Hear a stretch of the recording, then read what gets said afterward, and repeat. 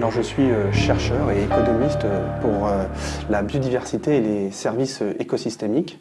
Et dans ce programme, je coordonne un projet de recherche européen que nous coordonnons à l'IDRI depuis plus de 2 ans maintenant, qui travaille sur les mécanismes innovants pour la conservation de la biodiversité, c'est-à-dire tous les mécanismes qui ont un trait au marché et un certain nombre d'incitations économiques pour la conservation de la biodiversité.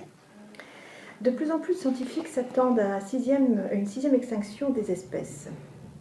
Qu'y a-t-il un consensus là-dessus de la part des scientifiques? Alors il y a un consensus sur l'urgence et sur l'étendue du problème. Maintenant, il n'y a pas forcément de consensus sur les politiques qu'il faut mettre en œuvre pour protéger et pour préserver cette biodiversité. Il manque aussi un consensus sur les coûts que cette perte et cette extinction de biodiversité aurait pour l'homme. Et il manque enfin aussi un consensus sur la réalité scientifique entre biodiversité et services écosystémiques rendus à l'homme. Mais tous ces consensus pourront scientifiquement être rendus par la nouvelle plateforme IPBES qui se rencontre au sein de la Convention sur la diversité biologique. C'est quoi cette convention IPBES? Alors c'est une plateforme qui est mise exactement sous le format de l'IPCC, c'est-à-dire du GIEC, c'est-à-dire la plateforme scientifique pour le climat, et qui sera donc à même de rendre des rapports justement sur l'importance de la biodiversité et des services écosystémiques pour l'homme. Et grâce à ça, on va pouvoir donner plus de lisibilité, plus de visibilité à cette importance justement de la biodiversité et pourquoi il faut la préserver. Une question. Que peut-on faire d'innovant pour protéger cette biodiversité essentielle au bien-être humain? Alors ce que nous proposons à l'IDRI, c'est par exemple les mécanismes innovants pour la conservation de la biodiversité, parmi lesquels sont les paiements pour services environnementaux. Alors qu'est-ce qu'un paiement pour services environnementaux? C'est en fait par exemple une entreprise privée qui collecte de l'eau en aval d'un bassin versant, a besoin que cette eau soit de qualité et de quantité. De bonne quantité et de bonne qualité. Et cette quantité et cette qualité en fait dépendent de la forêt et donc du degré de couvert forestier en amont de ce bassin versant. Donc dans ce cadre, il est plus judicieux pour cette entreprise privée de payer les fermiers en amont à protéger leur forêt et à planter des arbres plutôt que de payer plus à, par exemple, développer une usine de traitement en aval pour finalement pallier les problèmes de la qualité d'eau. C'est donc une des innovations que l'on prône ici à l'IDRI et surtout que l'on étudie de façon critique pour en voir les avantages, les inconvénients et ce qu'on peut faire de mieux aujourd'hui. Donc des plans d'action concrètes en dehors des plans d'action financiers, ils se placent où exactement aujourd'hui?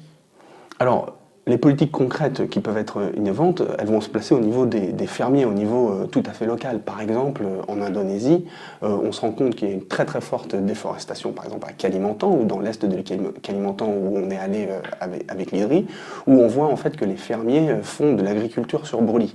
Et ils font de l'agriculture sur brûlis parce que c'est la méthode la plus économique pour eux de le faire. Le problème, c'est que l'agriculture sur brûlis est néfaste à la biodiversité, parce qu'elle coupe la forêt, mais elle est aussi néfaste pour le climat, puisque la coupe de forêt dégage des gaz à effet de serre. Alors ce qu'une ONG à Kalimantan, appelée The Nature Conservancy, a pu proposer, c'est des contrats incitatifs pour ces villages, pour ces fermiers. On leur dit donc, si nous vous payons un certain montant d'argent chaque mois, chaque année, et qu'on vous aide à changer vos stratégies, par exemple, vers de l'agriculture plus durable, eh bien, est-ce que vous arrêterez de pratiquer l'agriculture sur brûlis? Et cela marche, en fait.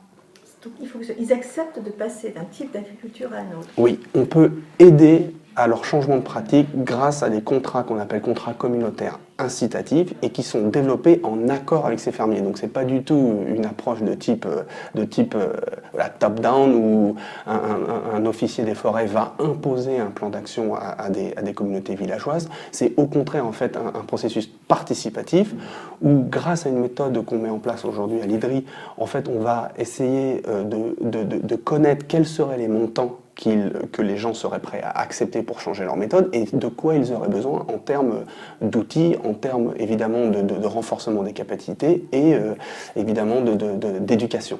Et donc grâce à cette méthode participative qu'on essaye de mettre en place à l'IDRI, on peut exactement informer la signature de ces contrats incitatifs qui normalement vont aider les villageois à changer leur pratique d'agriculture sur brûlis vers une agriculture plus durable. Ça se fait dans d'autres pays, sur d'autres continents?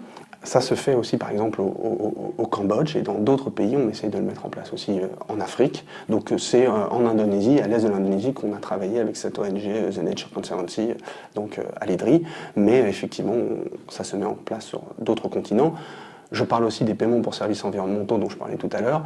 Il y a un très gros programme de paiements pour services environnementaux au Costa Rica, national, au niveau national, de même au niveau du Mexique. Donc il y a un certain nombre de pays qui mettent en place ces paiements pour services environnementaux. Du 6 au 17 octobre dernier a eu lieu la 12e conférence des parties de la Convention sur la diversité biologique en Corée du Sud. Qu'en est-il sorti exactement ?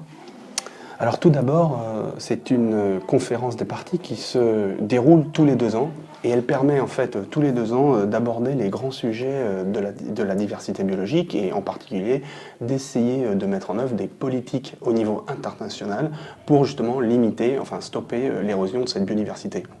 Alors il en est sorti 3 éléments extrêmement importants. Le premier élément, c'est qu'il y a eu une revue à mi-parcours de ce que l'on appelle les objectifs d'Aichi. Les objectifs d'Aichi, c'est des objectifs pour la biodiversité qui ont été adoptés en 2010 lors de la 10e conférence des parties et qui vont jusqu'en 2020. Donc il y en a 20. Donc par exemple, on dit que d'ici 2020, dans l'objectif 11, il y aura 17% d'aires protégées terrestres et 10% d'aires protégées marines.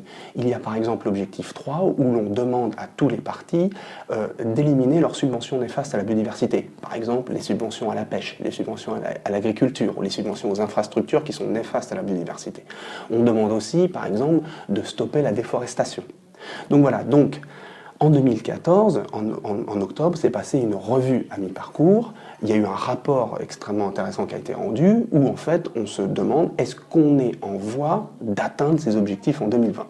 Et donc les nouvelles sont assez mauvaises puisque dans à peu près 75% des objectifs, on se rend compte que les avancées ne sont pas assez rapides, donc on n'atteindra pas ces objectifs en 2020 si on continue sur ce rythme-là. Donc ça a été plutôt un cri d'alarme de la part de cette conférence des parties. Alors qu'est-ce qu'il en est ressorti ? Il en est ressorti évidemment un besoin d'action. Et donc ce besoin d'action, il se traduit tout d'abord par une demande d'augmentation des financements pour la biodiversité. Alors, il y a 2 ans, en Inde, à la 11e conférence des parties, les pays du Nord, les pays OCDE, avaient promis qu'ils augmenteraient d'ici 2015, ils doubleraient leurs financements internationaux pour la biodiversité des pays du Nord vers les pays du Sud.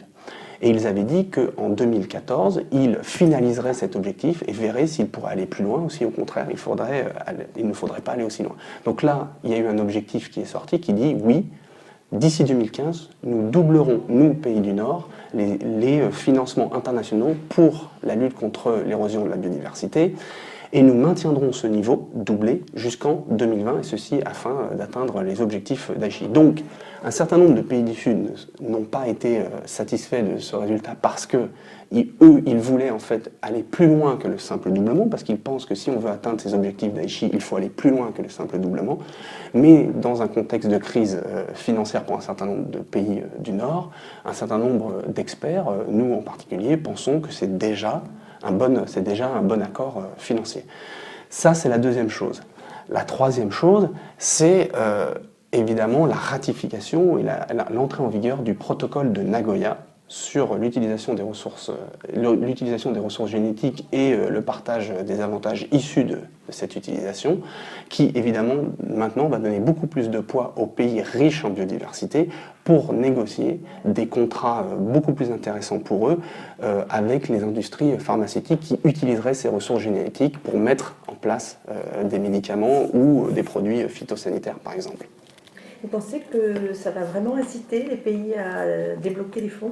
Que les choses vont vraiment se mettre en place, là, tout de suite ? Alors, par exemple, en France, la France a déjà doublé ses montants de financement internationaux pour la biodiversité. Donc, ça veut dire que même si on peut penser que des fois, ces conventions restent au niveau de la parole et ne sont pas mises en acte, en fait, elles sont quand même d'un processus de name and shame, donc juste de dire, ah bah, regardez quels pays ont finalement ont respecté les engagements qu'elles avaient pris lors de la conférence sur la diversité biologique, et quels sont ceux qui ne l'ont pas fait. Et de plus en plus de pays font attention à ce type de réputation, et donc mettent tout en place pour essayer de respecter ces accords et ces engagements. Ça reste encore relativement faible, mais c'est déjà mieux que rien. Vous êtes jeune, Renaud. Qu'est-ce qui vous a donné envie de travailler et de vous investir sur la biodiversité et la défense de la biodiversité ? Je suis parti tout simplement en Namibie quand j'avais 20 ans. J'ai effectué mon premier stage en entreprise et j'ai pu voir des éléphants et des fauves tout simplement en pleine liberté, puisque en Namibie, ces animaux ne sont pas dans des parcs nationaux. Ils le sont aussi, mais ils sont surtout à l'extérieur des parcs nationaux. Et on se rend compte que même à l'extérieur des parcs nationaux, ces animaux ne sont pas braconnés, ne sont pas tués par les populations locales, tout simplement parce qu'il y a une politique de l'État namibien qui a été mis en place pour déléguer des droits à ces populations locales pour qu'elles bénéficient des revenus issus de ces animaux. Alors ça m'a évidemment donné énormément d'abord d'espoir dans la politique publique. Je me suis dit qu'on pouvait faire des choses, que c'était possible, et c'est pour ça que j'ai voulu continuer mes études dans la défense de la biodiversité.